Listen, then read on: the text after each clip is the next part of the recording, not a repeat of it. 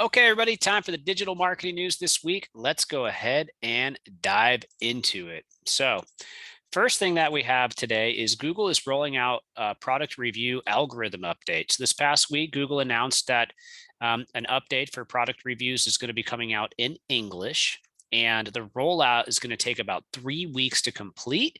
And it looks like the update takes aim at sites that target review keywords and use affiliate links to earn revenue.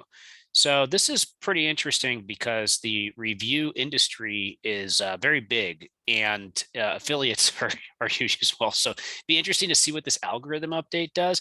I will tell you there was the last Google update that went out in November seemed to make it so that review sites ranked better that were quality review sites. So this is interesting. It looks like they're putting some time into this sector of the internet. Next thing, Twitter CEO Jack Dorsey steps down. So Dorsey has resigned from Twitter. Fairly big news. And he's also CEO of Square. So a pretty amazing individual to be CEO of two multi-billion-dollar companies. Next thing, YouTube has launched a new keyword research tool. This looks pretty cool, and it makes it easier for you to produce the types of content that people are searching for. It's called Search Insights, and it's experimental, but you can go ahead and find this inside of YouTube Studio. Definitely worth checking out because video is the fastest growing medium, and a lot of people are looking at YouTube nowadays.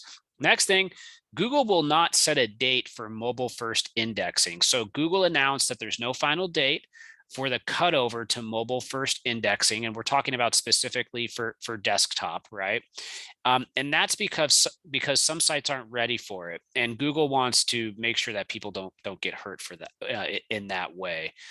So keep an eye out for that, though. That is something that's going to be coming. Initially, the plan was to have this cutover completed by March of this year.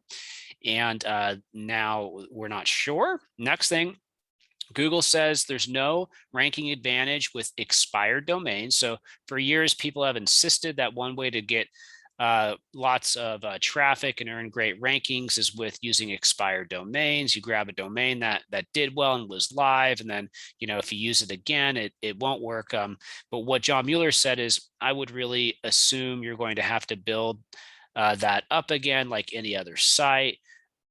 Here's the other thing, though. It's not really entirely true because a lot of times domains expire that had a great history and had a bunch of links pointing to them, and maybe even still have a bunch of links pointing to them. So in my opinion, this is actually totally false. So I think, if there were no positive history, no links, no great clout, that could be true. But in this case, it's frankly not. Next thing, Google. You can use the same website theme across multiple sites. So if you were worried about using the same theme, it's not an issue. That is totally true. In fact, many of our clients, they come up with one nice CMS framework, and then they use that framework as they kind of stamp out multiple properties across different areas of their businesses.